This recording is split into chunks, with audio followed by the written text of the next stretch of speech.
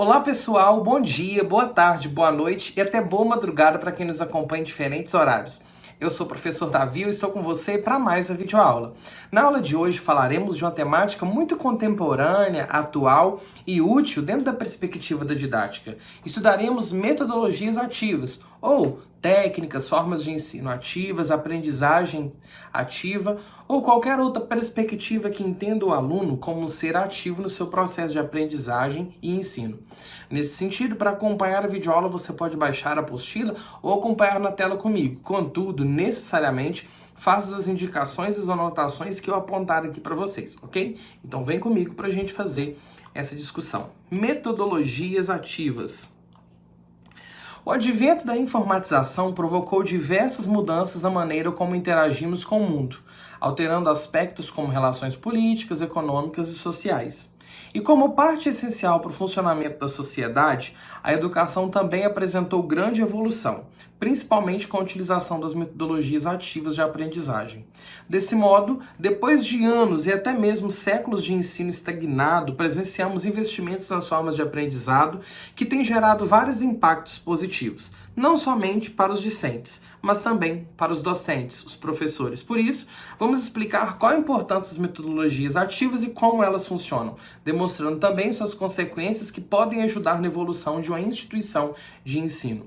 Nós estamos hoje vivenciando um período em que vários investimentos e pesquisas têm sido realizados acerca de processos e metodologias para ensinar melhor, para que o aluno aprenda melhor. Vivemos vários anos pautados em metodologias tradicionais. O que eram as metodologias tradicionais? Aquelas metodologias em que o professor, como centro do processo educativo, ele transmitia o conhecimento e o aluno era visto como receptor passivo. Nas metodologias antigas, tradicionais, o professor sempre levava tudo pronto e o aluno apenas reproduzia aquilo que o professor ordenava, indicava. Então o aluno sempre teve uma participação passiva. Contudo, após várias pesquisas e metodologias construtivistas, interacionistas, foi entendendo que o aluno, quanto mais ativo no seu processo for, obterá melhores resultados de aprendizagem. Por isso, começaram a investigar metodologias em que o aluno pudesse estar como um agente ativo dentro do processo de aprendizagem. Logo, surgiram aí as metodologias ativas. Então, com todas as mudanças que tivemos no nosso mundo, principalmente com a informatização, com as nossas maneiras de comunicar, de interagir, com a mudança e o funcionamento diferenciado que a sociedade tem hoje, novas formas de conhecer e viver no mundo surgiram e, por isso, precisamos hoje de um aluno que tenha um perfil ativo, que consiga absorver aquilo que o seu meio lhe oferece e venha transformar aquilo em ferramentas para atuar com autonomia e com totalidade e plenitude no meio em que ele está inserido. Então vamos falar sobre a importância das metodologias ativas, ok? Então, o que são metodologias ativas? Vamos lá. O modelo mais conhecido e praticado em instituições é aquele em que o aluno acompanha a matéria lecionada pelo professor por meio de aulas expositivas, com aplicação de avaliações e trabalhos. Esse método é conhecido como método passivo, pois nele o docente é o protagonista da educação, ou seja, o professor é o centro de tudo, e o aluno é passivo, ou seja, essas aqui são as metodologias tradicionais. Já na metodologia ativa, o aluno é o personagem principal e o maior responsável pelo processo de aprendizado. Sendo assim, o objetivo desse modelo de ensino é incentivar que a comunidade acadêmica desenvolva capacidade de absorção de conteúdos de maneira autônoma e participativa. Metodologia ativa é uma forma de ensino em que o estudante ele participa de forma ativa e aprenda os conteúdos de maneira autônoma e participativa, ou seja, ele esteja ativamente atuando dentro do contexto de aprendizagem. Então, o que é a metodologia ativa? Uma metodologia em que o aluno é ativo no seu processo de aprendizado, agindo de maneira autônoma e participativa na aquisição dos conhecimentos. Como os alunos geralmente aprendem? Deixa eu acabar de ler isso aqui. Por meio de vários estudos feitos nessa área, chegou-se à conclusão de que entre os meios utilizados para adquirir o conhecimento, há alguns cujo processo de assimilação ocorre mais facilmente. Desse modo, temos como referência uma teoria do psiquiatra americano William Glasser para explicar como as pessoas geralmente aprendem e qual a eficiência dos métodos. Então, como estamos falando de metodologias, esse psiquiatra ele desenvolveu uma teoria em que ele demonstra as formas pelas quais as pessoas absorvem e assimilam o conhecimento. Então vamos ver aqui, e isso é muito interessante e vai nos dar um panorama do porquê surgiram as metodologias ativas, ok? Pirâmide da aprendizagem de William Glasser. Pode ser outro nome, William Glasser, mas eu não tenho estudos na área de psiquiatria, então eu estou lendo como está aqui, Glasser, ok? Nessa pirâmide nós temos aqui o percentual de aprendizado em diferentes metodologias. Quando a gente lê, a gente aprende em média, eu coloquei aqui o vermelho. Quando a gente lê, a gente aprende em média 10% daquilo que a gente lê. Quando a gente escreve, a gente aprende 20%. Por isso, todas as vezes que eu tenho uma aula dessa, eu peço para vocês copiarem aquilo que eu falo. Copie isso aqui. Geralmente nas aulas eu peço para copiar, porque quando você escreve, você tem o dobro de chances de aprender em relação àquilo que você somente lê, ok? Quando você observa alguma coisa, você está observando, vendo, assim, acompanhando, você aprende 30% daquilo que você observa. Quando você vê e quando você ouve ao mesmo tempo, como estamos fazendo agora, você me vê e você me ouve. Você tem 50% de chance de absorver e assimilar o que eu estou te ensinando. Então, essas 4 maneiras aqui, ler, escrever, observar, ver e ouvir, são maneiras em que o aluno ele é passivo, é um método de aprendizagem passiva, em que o aluno só recebe, ele não faz nada, ok? Então, foram avaliadas outras formas em que o aluno pode aprender. Por exemplo, discutindo um assunto. Ele não vai só estudar, ele vai discutir com outras pessoas aquele assunto. Quando ele discute, ele tem 70% de chance de aprender. Ou melhor, ele aprende 70% daquele conteúdo. Quando ele aprende, mas quando ele pratica, coloca em prática aquilo lá, ele estudou a receita de um bolo. Mas nesse processo de aprendizado, ele vai fazer a receita do bolo. Ele deve aprender 80% daquele conteúdo. Agora, quando a pessoa ensina aquilo, ela tem 95% de chance de aprender. E eu conto para vocês em segredo. Sabe por que eu aprendo tanto conteúdo pedagógico? Porque eu ensino conteúdo pedagógico. E sempre que eu ensino para vocês, aí fica mais fácil para mim.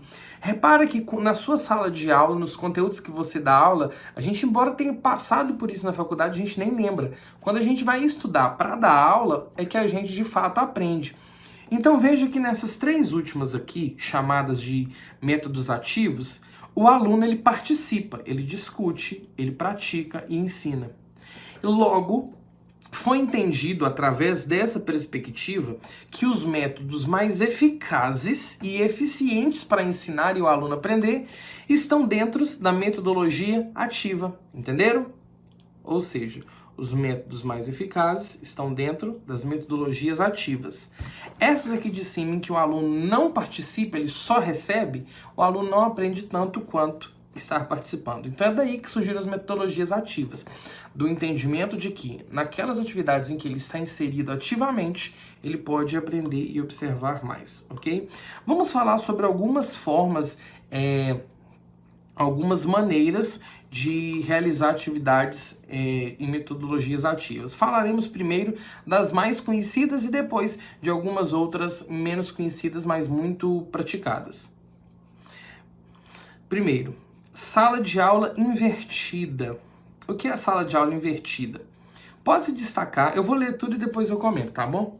Pode-se destacar a sala de aula invertida como um método ativo bastante atual, que inclusive pode ser o que dominará em um futuro bem próximo. Sendo assim, esse método tem por objetivo substituir a maioria das aulas expositivas por conteúdos virtuais. Ademais, nesse modelo, o aluno tem acesso aos conteúdos online para que o tempo em sala de aula seja otimizado.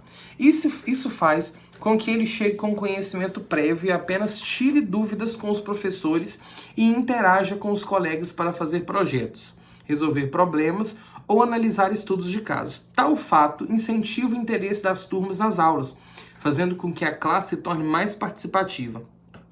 Já os professores se beneficiam com o melhor planejamento de aula e com a utilização de recursos variados, como vídeos, imagens e textos mais diversos formatos. Afinal, cada um tem um jeito de aprender. Dessa forma, é possível melhorar a concentração e dedicação dos alunos, também nos encontros presenciais, sem que os professores se desgastem. Então, deixa eu explicar o que é essa sala de aula invertida. Normalmente, o aluno chega na sala de aula, o professor explica o conteúdo e depois o aluno faz atividade em casa, faz suas pesquisas. Não é assim que a gente trabalha atualmente? A sala de aula invertida, ela quer inverter esse processo. Primeiro, o aluno vai estudar o conteúdo em casa. Ele vai estudar no livro, em vídeos, na internet, num ambiente virtual. E para depois ele ir para a sala de aula para o professor explicar e dar uma aula sobre aquele assunto. Por exemplo, o tema da aula de semana que vem é seres vivos. Então o professor vai dar livros, revistas, textos na internet, vai dar vídeos, vai dar alguns links lá na plataforma, talvez até algumas atividades para ele estudar antes de chegar na aula. E quando for o dia da aula, eles vão para a aula tendo estudado o conteúdo. E o que isso faz? Faz com que aquela aula que o professor vai ministrar, depois do aluno já ter estudado o conteúdo, permite o professor sair de um ponto de partida bem mais adiante. Ou seja, o professor não precisa começar do zero, ele já pode pegar do 40%, 50% talvez para frente e avançar mais do que se o professor fosse iniciar o conteúdo do zero, sem os alunos terem nenhum conhecimento prévio.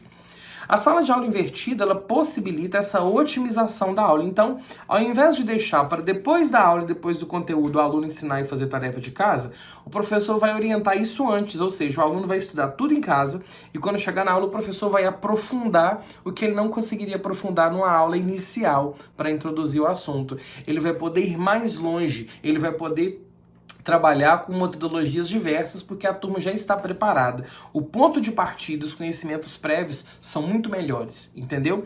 Então a sala de aula invertida é essa prática em que o aluno já estuda previamente esse conteúdo. Eu, particularmente, como professor de matemática, fiz uma experiência na escola pública, não foi no ano de 2018, eu já passava para os alunos todos os conteúdos. Eu uso muito pouco livro didático, entendeu? Na sala de aula. Eu sou muito de quadro, sou bem tradicional com matemática. Não porque o livro não seja bom, o livro é ótimo, e eu sempre uso. Mas eu uso muito caderno e atividade de escrever, de concreta, jogos. Mas todas as vezes que eu tinha um conteúdo que eu sabia que eu ia introduzir, eu passava para os alunos no próprio livro aqueles textos que eles falam de contextualizando, que tem no livro de matemática, e a própria leitura do livro, da explicação, para eles estudarem antes, e sugerir um vídeo do YouTube também. Os alunos faziam isso, geralmente era uma minoria, de 30 alunos, 10 no máximo faziam. Mas eles estudavam antes. E sabe uma coisa que eu observei? Não foi assim aquele êxito, porque eu não investi nessa metodologia, mas os alunos que estudavam em casa, eles chegavam na sala com perguntas mais complexas. As dúvidas que eles tinham durante a minha explicação eram mais complexas e avançadas do que aquelas dúvidas levantadas pelos alunos que não estudaram antes. Então, eu acredito que é uma metodologia que, se praticada e inserida de fato num contexto educacional, ela promove e traz muitos benefícios. Vamos falar sobre o ensino híbrido, ok? O ensino híbrido combina atividades com e sem o professor, com o uso de tecnologias. Dessa forma, possibilita que o aluno estude sozinho, com apoio da internet e em sala de aula, seja em grupo ou com o professor. Dessa forma, o ensino híbrido abre um espaço para o pensamento crítico, afinal, os estudantes têm a oportunidade de compreender os assuntos de maneira mais aprofundada e ainda levar questões e curiosidades para os encontros presenciais. O ensino híbrido vem de junção de mais de uma coisa só, acho que é isso. Então, o ensino híbrido ele vai juntar e unir várias metodologias e formas de ensino em um mesmo processo. O aluno vai estudar com o professor, vai estudar na web, vai estudar em casa com materiais de referência, mas sempre vai ter a mediação da tecnologia. Vai utilizar softwares, jogos. Então, o ensino híbrido é aquele em que o aluno tem uma plataforma de ambiente virtual, ele tem atividades em vídeos, ele tem atividade de leitura e pesquisa, tem a aula com o professor, ou seja, ele vai ter várias formas de aprender. Vai ser um ensino híbrido mesclando outras formas e metodologias. Nesse sentido, quando o aluno está inserido em outros processos e outras formas, ele complementa e enriquece o seu processo de aprendizado. E sempre que o momento de estar com o professor acontecer, o aluno vai estar mais envolvido naquela temática. O professor pode tirar dúvidas do trabalho feito até ali e direcionar novos encaminhamentos para as contínuas pesquisas e atividades em outras formas, virtuais e também de pesquisa e leitura. Então, o ensino híbrido é aquele que combina atividades diferentes no mesmo processo. Então, vídeo, caderno, livro, revista, internet, plataforma. Então, esse é um ensino híbrido. Você, por exemplo, suponhamos que eu tivesse um curso presencial aí na sua cidade. Aí você fizesse aulas comigo no curso, mas também tivesse esta plataforma. Você ia estudar em apostilas, fazer exercícios, você ia assistir os meus vídeos, você ia fazer simulados virtuais, você ia fazer simulados impressos e também assistiria aula presencial. Então esse é um ensino híbrido, com várias formas de ensinar. E geralmente, se você fizesse isso, quando você chegasse na minha aula presencial, você levantaria questões e dúvidas muito mais pertinentes e aprofundadas, entendeu? Então vamos continuar aqui. Quais são as práticas de ensino e aprendizagem mais comuns nas metodologias ativas? Além das maneiras tradicionais, não é que é tradicional, uma perspectiva tradicional, eu estou falando daquelas mais comuns. Pode-se destacar algumas práticas que já são desenvolvidas em muitas instituições. A primeira, a aprendizagem baseada em projetos. A aprendizagem baseada em projetos tem por objetivo fazer que os alunos adquiram conhecimento por meio da solução colaborativa de desafios. Sendo assim, o aluno precisa se esforçar para explorar as soluções possíveis dentro de um contexto específico, seja utilizando a tecnologia ou os diversos recursos disponíveis, o que incentiva a capacidade de desenvolver um perfil investigativo e crítico perante alguma situação.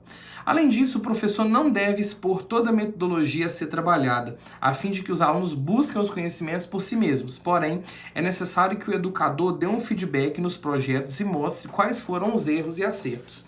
A metodologia baseada em projetos, ela é muito interessante porque o aluno busca, através dela, resolver e solucionar problemas e dúvidas e indagações que surgem a partir da sua vivência e realidade. Sempre, projetos visam buscar soluções para problemas envolvendo situações reais, ok? Lembre-se e repita comigo. Projetos buscam solucionar problemas baseado em situações reais, ok? Eu preciso aqui fazer uma observação, porque na educação infantil, e talvez em alguns anos iniciais, os professores têm uma prática de fazer vários projetos. Mas essa aprendizagem baseada em projetos não é aquela que você faz lá na educação infantil, em que projeto água, aí coloca um monte de folhinha lá que vai dar para os meninos pintar, o texto que vai trabalhar, a música que vai cantar, os cartazes e atividades. Esse projeto é um projeto de ensino, ok? O que a gente está falando aqui é um projeto de aprendizado. O projeto de ensino que você faz lá no prezinho, na educação infantil, você detalha e projeta algumas atividades que você vai desenvolver. Aqui não, é um projeto de pesquisa. Tá bem parecido com aqueles projetos de pesquisa de quem já fez pós-graduação aí, sabe do que eu tô falando, mestrado, doutorado ou algumas especializações em universidades federais, em que o aluno ele vai, a partir de alguma indagação, buscar soluções e respostas para aquilo que o indaga, para aquilo que como que eu digo? O instiga, o inquieta a descobrir, ok? Então, a aprendizagem de projetos, ela parte de uma temática. Então, por exemplo, se a temática for água, quais são as dúvidas em relação à água? Vamos levantar com a turma? E talvez, se você puder assistir uma videoaula minha sobre projetos, se estiver no edital de vocês, assista. Senão, não vai ter como vocês assistirem. Mas, assim, eu detalho melhor esse roteiro do projeto. E o projeto, ele começa a levantar indagações ao tema água. Os alunos vão levantar quais são as dúvidas. Então, surgiu a maior parte dos alunos, pois assim, como que a água do rio vira chuva? Então é uma indagação, e a partir disso os alunos vão levantar hipóteses, o que eles sabem, o que não sabem, o professor vai colocar numa lista aquilo que eles têm que verificar, quais são as certezas que eles têm sobre aquilo, o que vai ser descoberto, investigado. E coletivamente eles vão se reunir, pesquisar, discutir para ver o que um descobriu, o outro não, para tentar encontrar a resposta e aprender. Logo, se eles participarem, eles vão aprender. O professor pode explicar que a água do rio evapora, se condensa em nuvens e cai em forma de precipitação na terra. Explica a chuva. Mas o aluno, quando ele por si só faz essa pesquisa junto com outros colegas e busca entender, ele está inserido no modelo ativo, ok? Mas se o professor for falar tudo, já é um modelo tradicional e passivo, não é uma metodologia ativa. Então essa é a metodologia baseada em projetos. Aqui a gente tem essa organização aqui do projeto. Deixa eu ampliar aqui. Como? O que nós vamos? Com que recursos? Por quê? O que produziremos? Para quem? Pesquisando por quem? Para quê? Nós vamos continuar aqui. Como nós vamos fazer esse projeto? Que recursos nós vamos utilizar? O que nós vamos produzir após esse projeto? Nós estamos pesquisando por quem? Para quem? Então, assim, essa aqui é um roteiro que pode ser utilizado, mas lembre-se, projeto ele sai de indagações para resolver o quê? Problemas baseados em situações reais, ok? Deixa eu voltar aqui a telinha para o lugar. Eu acho que eu não cortei, não. Não sei, deixa eu ver. Isso. Pronto, agora tá certinho. Vamos falar aprendizagem baseada em problemas. Aprendizagem baseada em problemas. O método de aprendizagem baseado em problemas tem como propósito tornar o aluno capaz de construir o aprendizado conceitual, procedimental e atitudinal por meio de problemas propostos que o expõem a situações motivadoras e o preparam para o mundo do trabalho. Enquanto a aprendizagem baseada em projetos exige que o aluno coloque a mão na massa, a aprendizagem em problemas é focada na parte teórica e na resolução de casos. Então vamos lá. Professor, mas o problema não é projeto? Não, o projeto são as indagações, os problemas que ele enxerga, mas que ele busca resolver. O próprio aluno vai buscar resolver, vai fazer pesquisa, vai investigar. Essa aqui está mais voltada para aquele ensino que o professor joga para o aluno uma situação, um problema, um caso de problema, e ele vai tentar aprender. Eu dou sempre um exemplo, talvez vocês já viram em alguma aula minha, eu dando esse exemplo aqui de média aritmética. Quando eu sou professor de matemática, quando eu ensino média aritmética, eu sempre começo por uma metodologia baseada em problemas. Numa visão tradicional, se eu fosse um professor com aquela visão tradicional, eu fazia o seguinte: olha, gente, a média aritmética soma tudo e divide pelo tanto de pessoas. Ou seja, soma tudo e divide em partes iguais. Qual que é a média aritmética dos números 5, 8 e 2? Soma 5, 8, 2 e divide por 3. Pronto. Façam isso. Eles reproduziriam, mas de fato aprenderiam? Então eu lancei o seguinte problema para eles. Olha, Pedro, Thiago e João eram irmãozinhos. O Pedro foi na casa do vô dele com o Thiago e com o João. O Pedro ganhou R$5, o Thiago ganhou R$8 e o João ganhou só R$2. Então o vô deles deu 5, 8 e R$2 para eles. Quando chegou em casa, eles estavam brigando. Então a mãe dele juntou o dinheiro deles e dividiu em partes iguais. Quantos reais cada um ganhou? Aí os próprios alunos vão resolver esse problema. Tem um caso para ser solucionado. Então, quanto cada um ganhou? A mãe deles juntou 5 de 1, mais 8, 13, mais 2, 15. Então, se ela dividiu R$15 em partes iguais para 3 filhos, cada filho ganhou R$5.